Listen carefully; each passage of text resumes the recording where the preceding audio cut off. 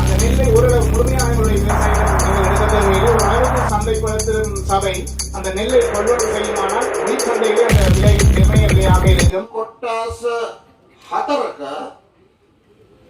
යම් ප්‍රදේශ කීපයක ග්‍රාම සේවා සම්කීපයක கிட்டத்தட்ட 4 பிரதேச செயலகங்களிலே சில கிராம உத்தியோகத்தர் பிரிவுகளிலே இந்த காணி பிரச்சனைகளை தீர்ப்பதற்கான கெசட் அறிக்கைகளை நாங்கள் இப்போ அரசு துறைக்கு 30,000 அரசு அந்த வெற்றிடங்களை நிரப்புவதற்காகவும் நாங்கள் இப்போது முயற்சி எடுத்து அந்த திட்டம். ஆகவே நீங்கள் எழும்பி செல்ல முதல்ல முடிப்பதற்கு இருக்கிறார்.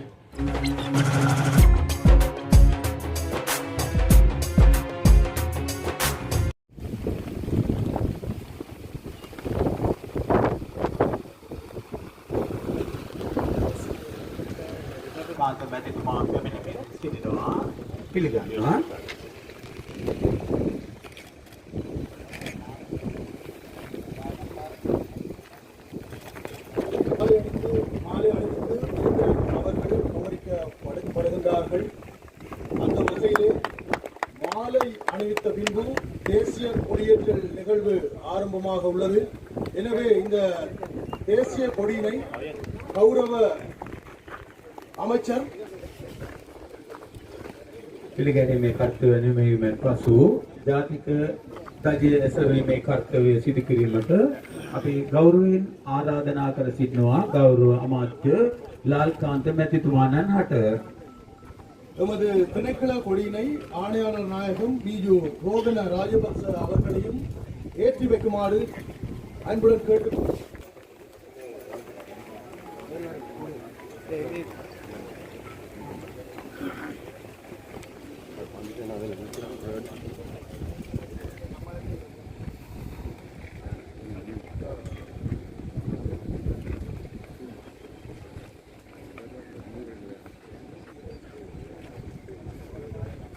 தற்பொழுது தேசிய கொடியினை கௌரவ அமைச்சர் கேடு லால்காந்த அவர்கள்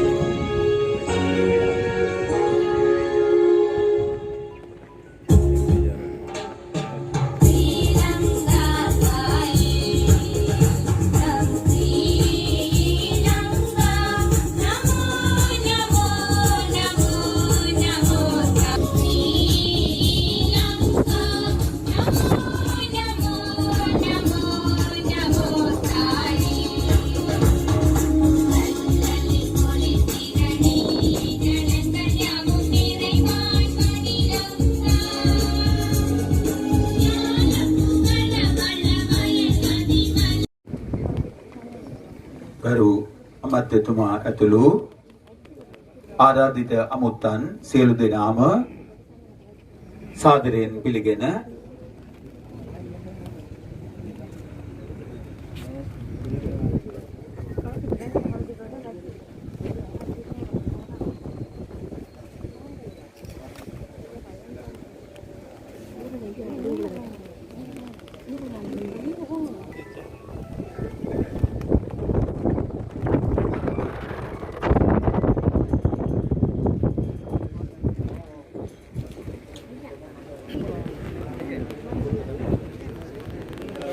தற்பொழுது மங்கள விளக்கேற்றல் நிகழ்வு ஆரம்பமாக உள்ளது. පහන් දැල්වීමේ කර්තව්‍ය සිදුවීමට නියමිතයි. ගෞරවයෙන් එම කර්තව්‍යයට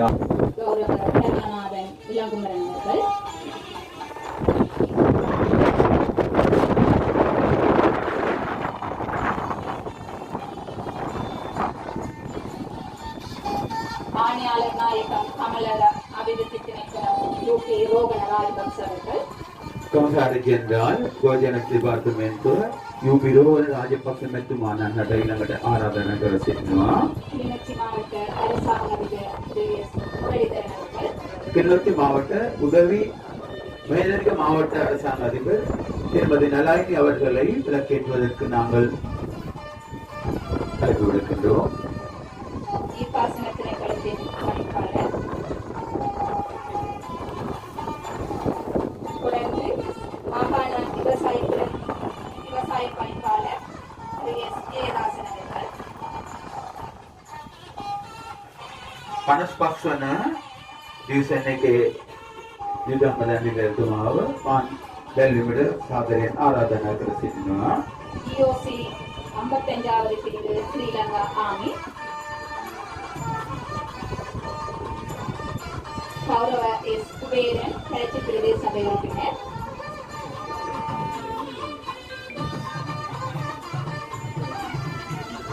கொடை வைக்குமாறு அன்புடன் அழைக்கின்றோம். மூத்த உறுப்பினர் ஐயா வருகின்ற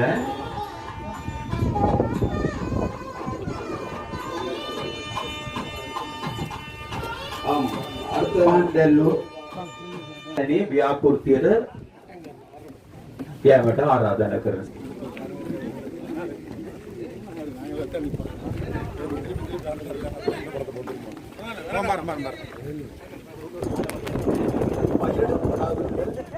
சகல வயல் வீட்டு நிலங்களை விளைத்திறனாக துரிதமாகவும் பயிரிடுதல் அனைவரது தேசிய பொறுப்பாகும்.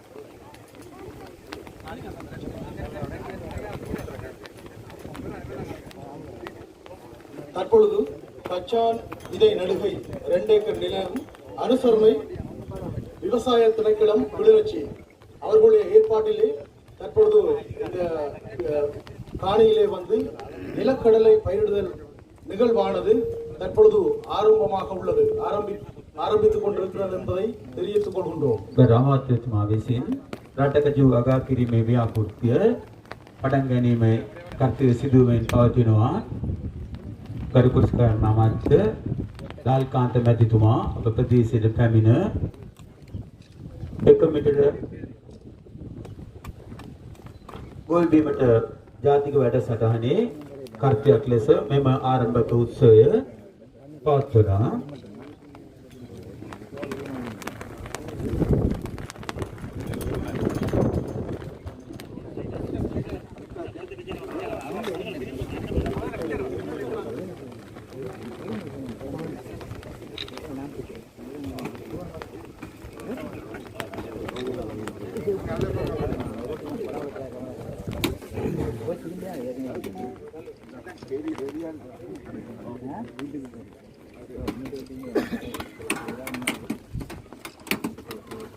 தற்போது வந்திருக்கும் விருந்தினர்கள் கச்சான் நடுகையில் ஈடுபட்டுக் கொண்டிருக்கிறார்கள்.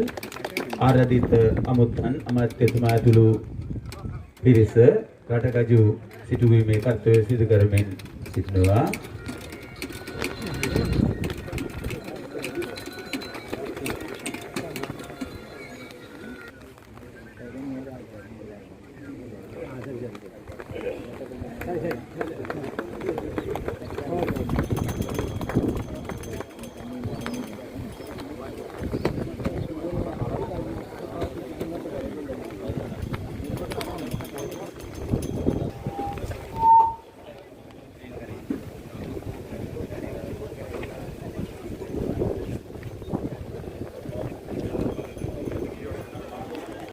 அவரிடம் முன்வைத்து செல்லலாம் என எண்ணுகின்றேன். මෙම අවස්ථාව ලබා දුන් අයට ස්තුති කරන අතර අද දින මෙම ප්‍රදේශයට පැමිණ සිටින කුෂ්කර්ම අමාත්‍යතුමාට අපගේ මේ ප්‍රදේශයේ ගැටලු පිළිබඳව අදහසක් මම ප්‍රකාශ කිරීමට කැමැත්තෙන් සිටින්නේ. நன்றி. அந்த வகையில் எங்களுடைய மாவட்டத்தில் குறிப்பிட்ட விடயங்களை நான் இங்கே உங்களுக்கு முன்வைக்க விரும்புகின்றேன். அந்த வகையில் எங்களுடைய மாவட்டத்தில் தற்போது අපගේ දිස්ත්‍රික්කයේ ගොවීන්හට ගැටලු රාශියක් තිබෙනවා. නමුත් ඒ අතර ඉතාමත් වැදගත් ගැටලු කිහිපයක් මම ඉදිරිපත් කිරීමට කැමැතියි.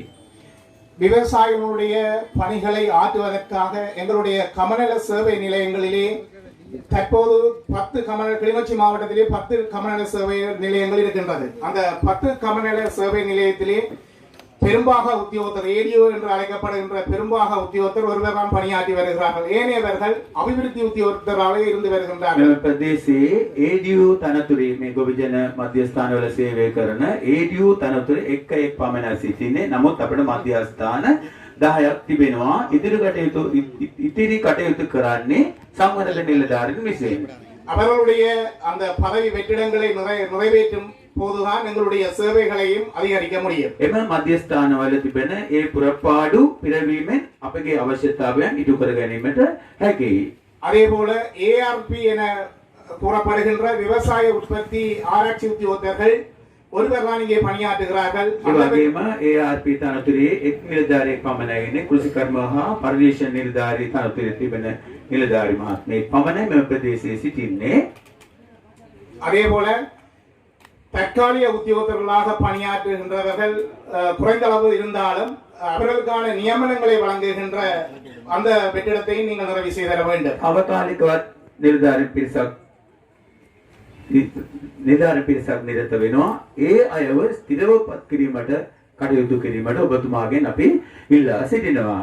அதே போல எங்களுடைய மாவட்டத்திலே இந்த வனவிலங்கு பிரச்சனை, யானை, குரங்குகள் என்ற பிரச்சனைகள் விவசாயிகளுக்கு பெரிய அளவிலே பாதிப்பை தந்து கொண்டிருக்கின்றது. අපගේ ප්‍රදේශයේ ගෝවින්හට අලියතුන් හා වඳුරන්ගෙන් ගැටලු රාශියක් ප්‍රශ්න රාශියක් ඇති වෙලා තිබෙනවා.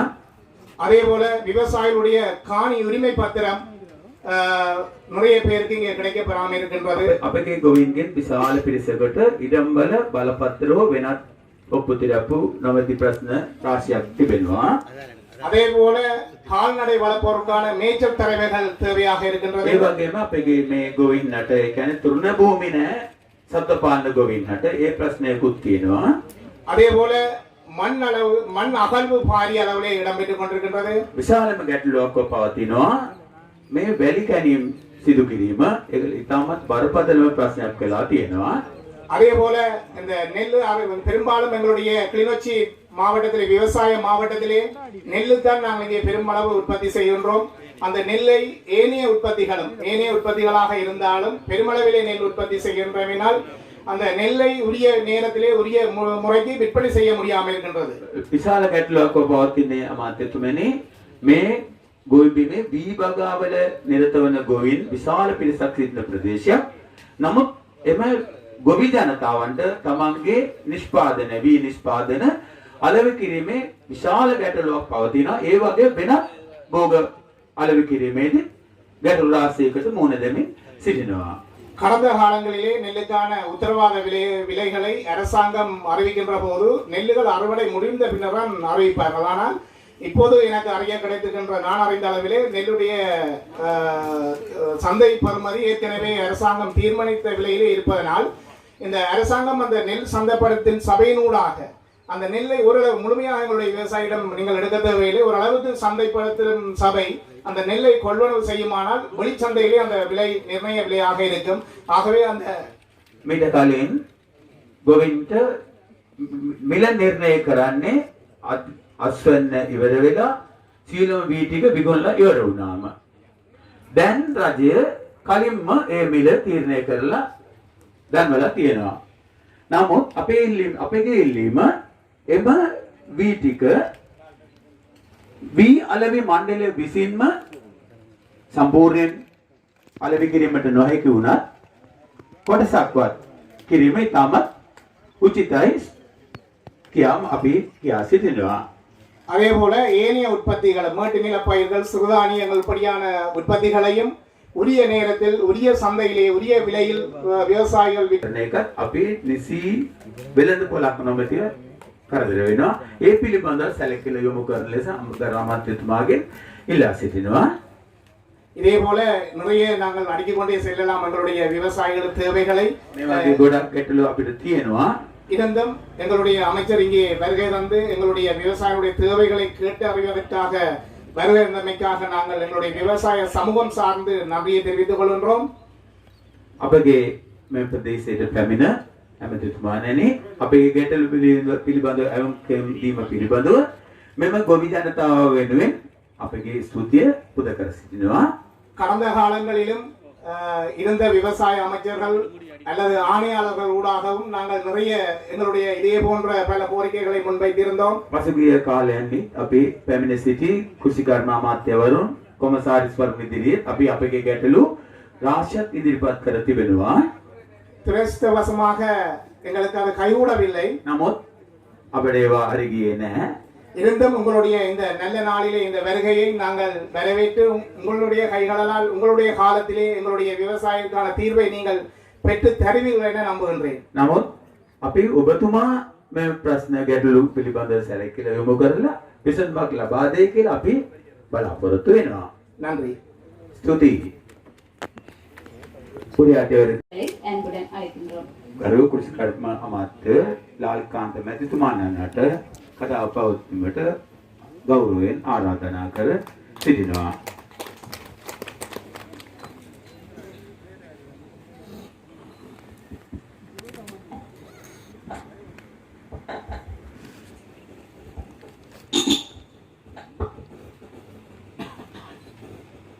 අද දින මේ ස්ථානයට සහභාගී වන හැම දෙනාගේම අවසරයි.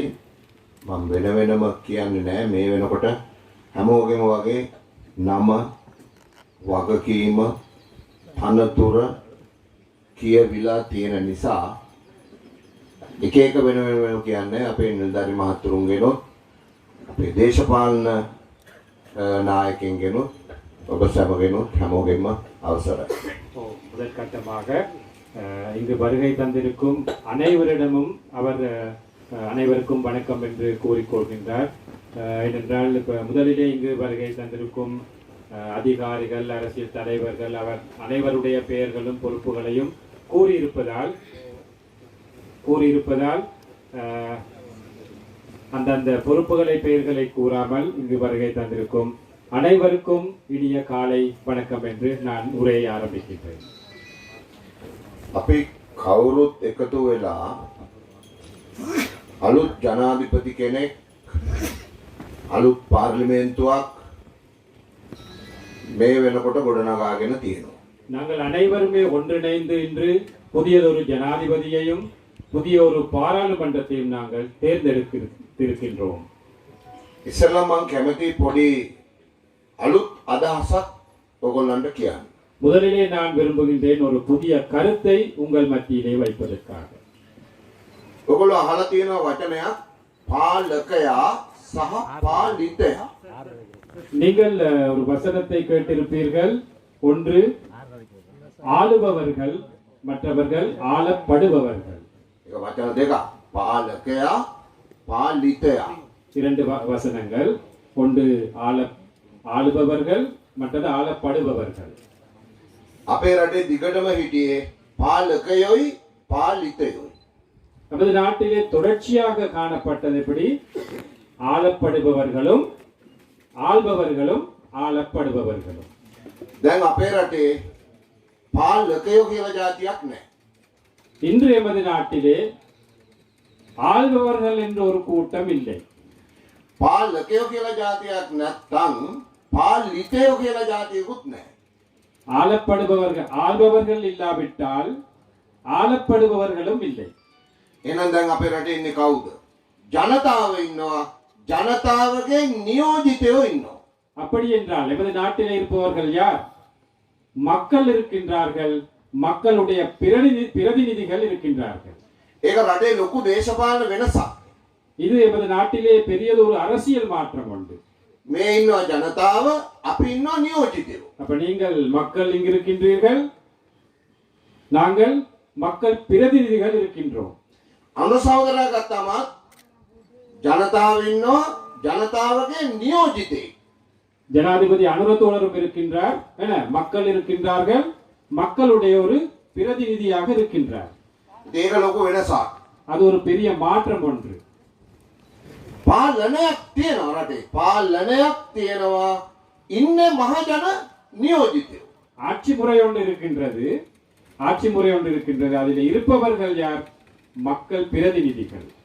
ගෙදර ගිහිල්ලා ටිකක් කල්පනා කරලා බලන්න මම මොකද්ද කිව්වේ කියලා ඒක ටිකක් අලුතින් හිතන්න.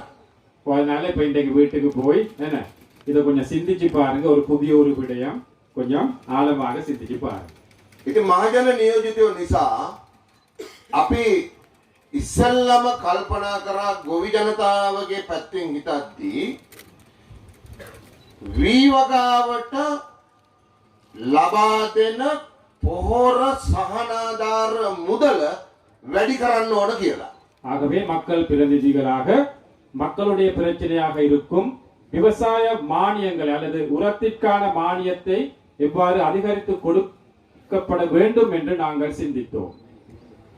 අපේ අනුර සහෝදරයා ජනාධිපතිතුමා බලයට ආපු ගමම්ම අපි ආණ්ඩුවක් හදන්න කලින් අර තුන්දෙනාගේ ආණ්ඩුව තියෙන දවස්වල තුන්දෙනාගේ ආණ්ඩුව තියෙන දවස්වලම තීරණය කරා 15000ක් ඒ කියන්නේ හෙක්ටාර එකකට පොහොර සානාධාරය ගෙවුවේ රුපියල් 15000යි ඒක 25000ක් දක්වා වැඩි කරා ආපු ගමම්ම ஆகவே இப்ப அனுர ஜனாதிபதி அவர்கள் பதவியேற்றதன் பின்பு ஒரு அரசாங்கத்தை அமைப்பதற்கு முன்பு நாங்கள் 3 பேர் அடங்கிய ஒரு அரசாங்கம் ஒன்று இந்த நாட்டிலே காணப்பட்டது. ஞாபகம் இருக்கா? ஜனாதிபதி, பிரதமர், அமைச்சர், இப்படி 3 பேர் இருந்த அரசாங்கத்திலேயே நாங்கள் அந்த அரசாங்கத்திலே முடிவெடுத்தோம்.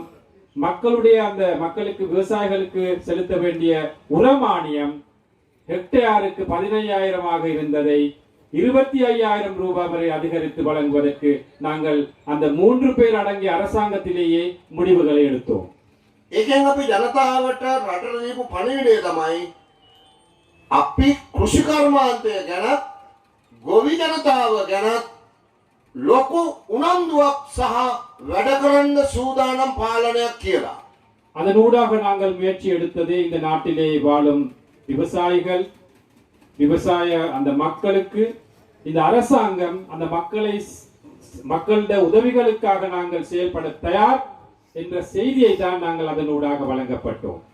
ඊළඟට ගොවි ජනතාවගෙන් ආවා අපිට තව යෝජනාවක් කුඹුරු ඉඩම් වල වී වගාවන් නොවන වගාවන් කරනකොට ඒකට පොහොර සානාධාරයක් හම්බුනේ නැහැ කලින්.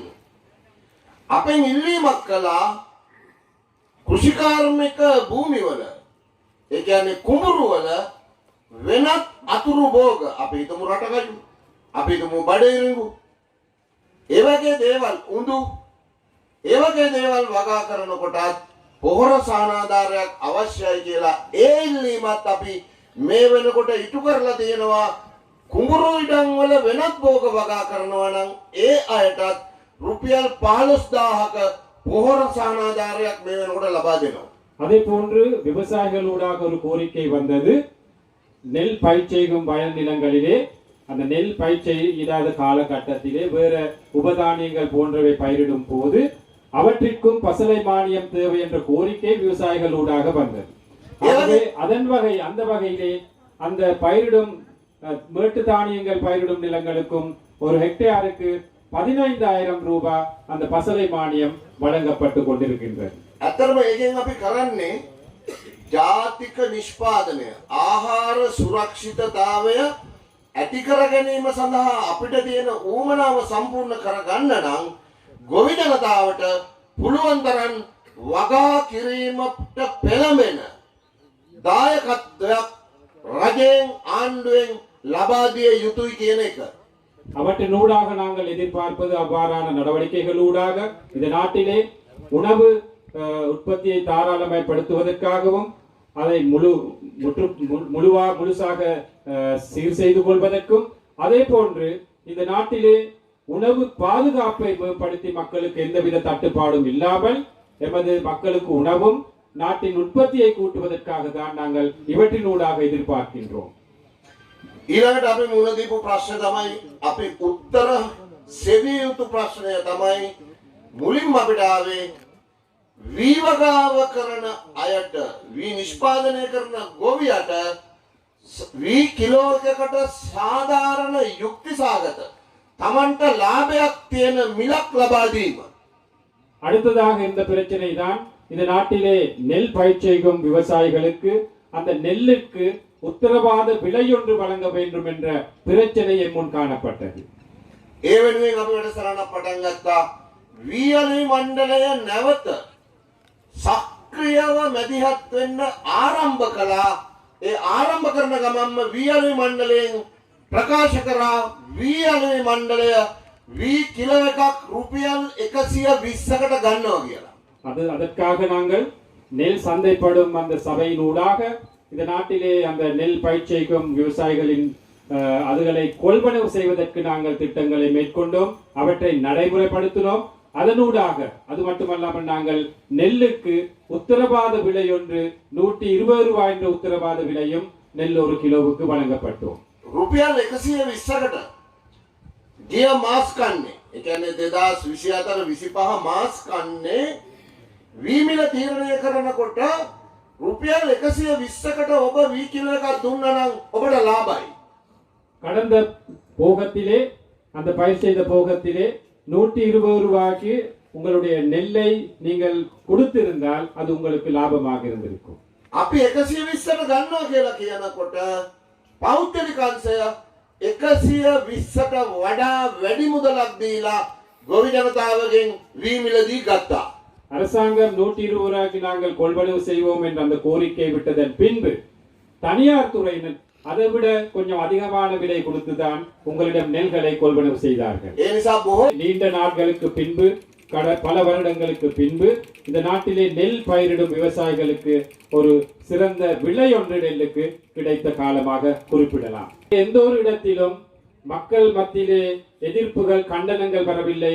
நெல்லின் விலையை அதிகரிக்க வேண்டும், எங்களுக்கு நட்டமாக இருக்கின்றது, அரசாங்கம் இதற்கு தலையிட வேண்டும் என்ற அந்த எதிர்ப்புகள் எந்த ஒரு பகுதியிலுமே அரசாங்கத்துக்கு எதிராக வரவில்லை. நீங்கள் தேர்ந்தெடுத்த ஜனாதிபதி, நீங்கள் தேர்ந்தெடுத்த பாராளுமன்றத்தின் ஊடாக ஆரம்ப கட்டத்திலேயே இந்த நாட்டு மக்களுடைய நெல்லுக்கான விலை பிரச்சனையை நாங்கள் தீர்த்து வைத்திருக்கின்றோம். நிலக்கடலை பயிர் ஒன்று ஆரம்பித்திருக்கின்றோம் என்று இந்த இடத்திலே අපි මෙතනට කලින් මීට දින කිහිපයකට කලින් කන්තලේදී ஒரு கொஞ்சம் நாட்களுக்கு முன்பு நாங்கள் திருகோணமலை கந்தலாய் பகுதியிலே கிட்டத்தட்ட 2000 ஏக்கர் காணியை நாங்கள் சோளம் உற்பத்தி செய்வதற்காக இந்த எமது கோஷத்தின் கீழ் நாங்கள் ஆரம்பித்து வைத்தோம். இந்த போகத்திலே நெல்லின் விலை தொடர்பான பிரச்சனையை தீர்ப்பதோடு இன்று நாங்கள் அந்த சோளம் தொடர்பான பிரச்சனையும் அதற்கும் நாங்கள் தீர்வு வழங்கப்பட்டிருக்கின்றோம். சோளத்திற்கும் கிட்டத்தட்ட 140 ரூபாயில் இருந்து 165 ரூபாய் வரையான அந்த கொடுப்பன ஒன்று வழங்குவதற்காக இப்போது திட்டங்களை மேற்கொண்டு வருகின்றோம். ஆரம்பத்திலே இந்த மேடையிலே கோரிக்கை ஒன்று விடப்பட்டது, விவசாயிகளுடைய விவசாய உற்பத்திக்கு சிறப்பான ஒரு விலை நிர்ணயத்தை வழங்க வேண்டும் என்று. ஆகவே அந்த வகையிலே நாங்கள் இன்று அதற்கான ஏற்கனவே நாங்கள் முடிவுகளை எடுத்திருக்கின்றோம். இந்த நாட்டிலே பயிர் செய்யும் விவசாயிகளுடைய அந்த உற்பத்திகளுக்கு நியாயமான உரிய விலையை வழங்க வேண்டும், நல்ல சந்தைப்படுத்தலை பெற்றுக் கொடுக்க வேண்டும் என்ற திட்டங்களை நாங்கள் திட்டமிட்டுக் கொண்டு தான் இருக்கின்றோம். ගොවිය නිෂ්පාදනය කරන දෙයට හොඳ මිලක් ලබා දීම අත්‍යවශ්‍ය වගකීමක් විදිහට අපි සලකනවා. இந்த நாட்டிலே விவசாயிகளை எடுத்துக்கொண்டால் பொருளாதாரம் மிக கீழ்மட்டத்திலே தான் இருக்கின்றது. ஆகவே எமது அமைச்சுக்கு ஒரு பொறுப்பு இருக்கின்றது. அந்த மக்களுடைய வாழ்வாதாரத்தை மேம்படுத்தி அந்த விவசாயிகளுடைய வருமானத்தை கூட்டி தங்களுடைய வாழ்க்கையை சிறப்பான ஒரு வாழ்க்கையாக முன்னேற்றுவதற்கான பொறுப்பு விவசாய அமைச்சு என்ற அடிப்படையில் எங்களுக்கு இருக்கின்றது.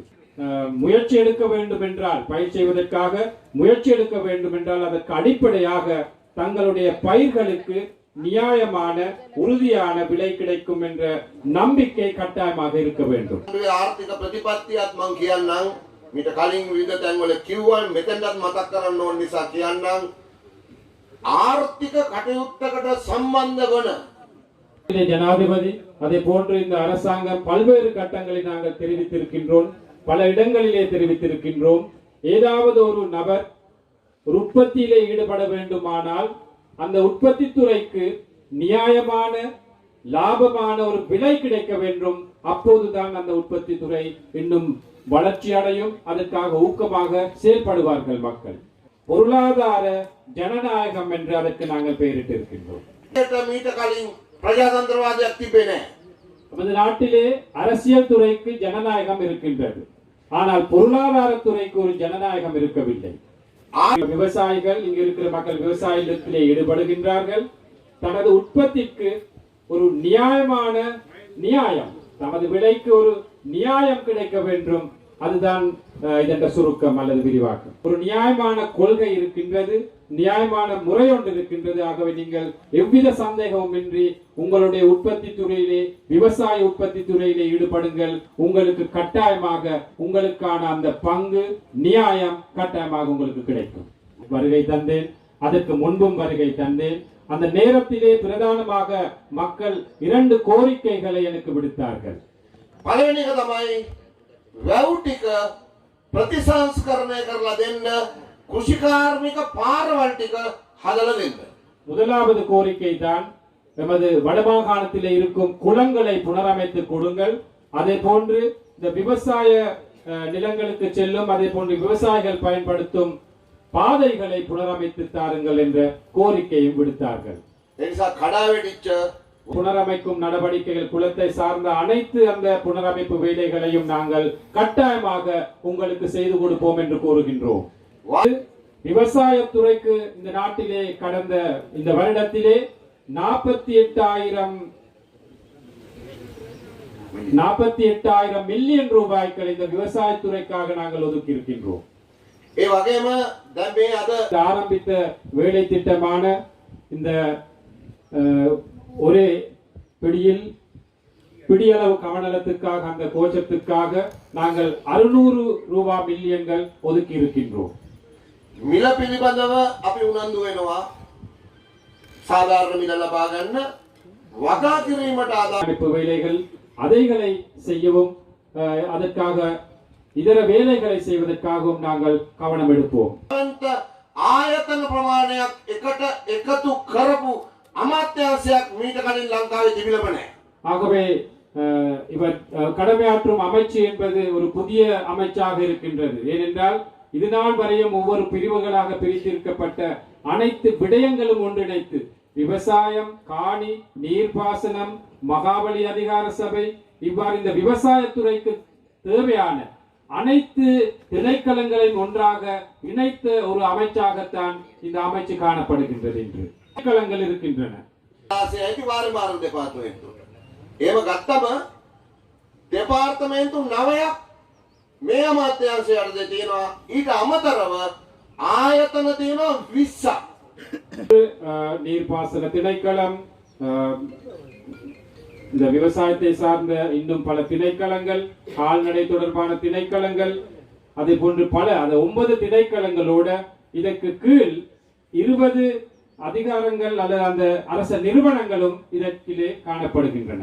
ආයතන 20ක් කිව්ව மகாபலி போன்ற இதுகளை எடுத்துக்கொண்டால் அது திணைக்களமோ அதிகார சபையோ இல்லை. மகாபலி மன்னிக்கணும், அதிகார சபை ஒன்று, அது வேறையான நிறுவனங்கள் இந்த அமைச்சின் கீழ் இருக்கும். அந்த 20 நிறுவனங்கள் அவ்வாறு இருக்கின்றது.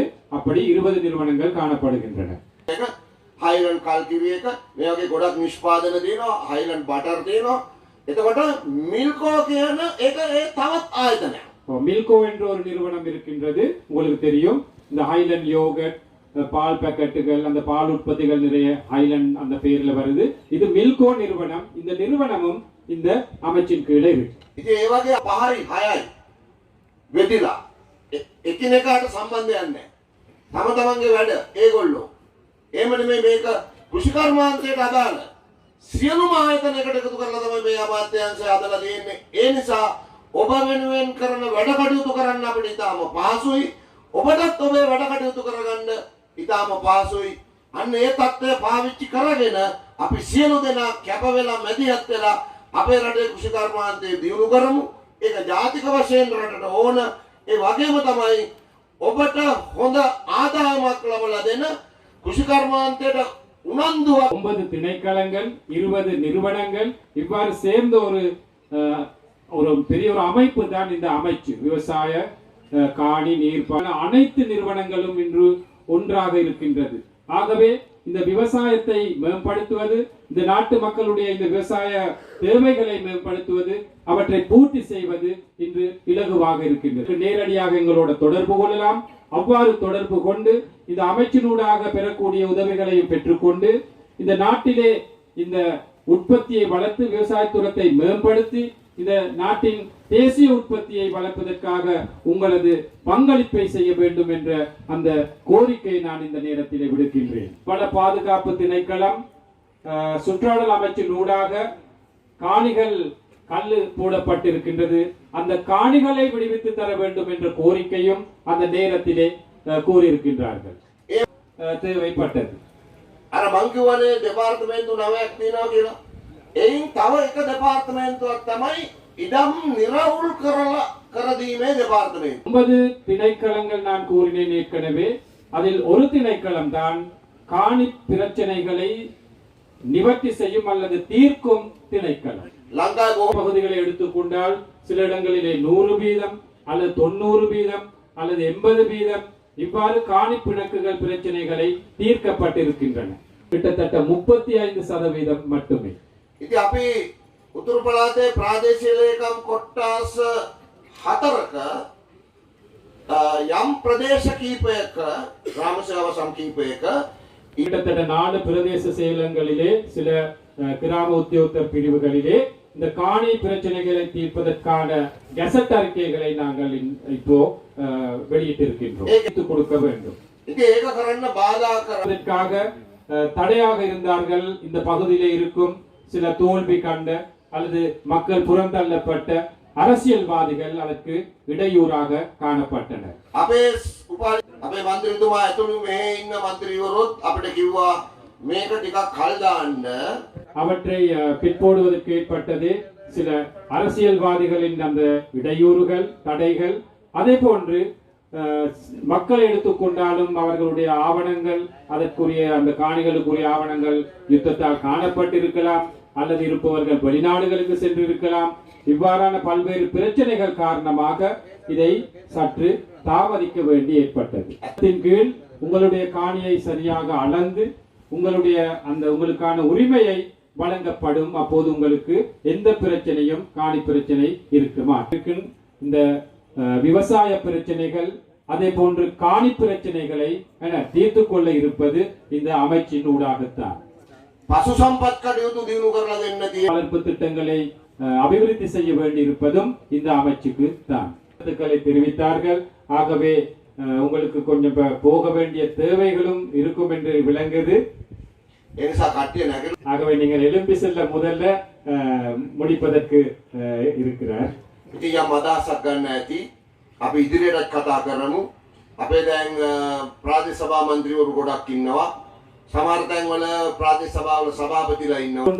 இன்று பிரதேச சபை உறுப்பினர்கள் இருக்கின்றார்கள், பாராளுமன்ற உறுப்பினர்கள் இருக்கின்றார்கள், அதே போன்று அதிகாரிகள் இருக்கின்றார்கள். அந்த அதிகாரிகளிலே எங்களுக்கு விளங்குது குறைபாடுகள், அதாவது அளவிலே அந்தந்த அதிகாரிகளுடைய வெற்றிடங்கள் நிறைய இருக்கின்றன. ஆகவே அந்த அதிகாரிகளை நாங்கள் புதிதாக நியமித்துக் கொள்வதற்காகவும் அரச துறைக்கு 30,000 அரச அந்த வெற்றிடங்களை நிரப்புவதற்காகவும் நாங்கள் இப்போது முயற்சி எடுத்து அந்த திட்டங்களையும் மேற்கொண்டு வருகின்றோம். ஆகவே இவை அனைத்தையும் ஒன்றிணைத்து நாங்கள் அனைவருமே ஒன்றிணைந்து இந்த அனைத்து பயிர் நிலங்களையும் ஒன்று கூட விடுபடாமல் நாங்கள் அந்த பயிர் செய்கையில் ஈடுபடுவோம். இந்த நாட்டின் உற்பத்தியை வளர்ப்போம், உங்களுடைய வாழ்வாதாரத்தை மேம்படுத்திக் கொள்வோம். ஆகவே இவை அனைத்தையுமே கூறிக்கொண்டு உரையை முடித்துக் கொள்கின்றார். உங்கள் அனைவருக்கும் நன்றி, வணக்கம் என்று கூறிக்கொள்கிறேன்.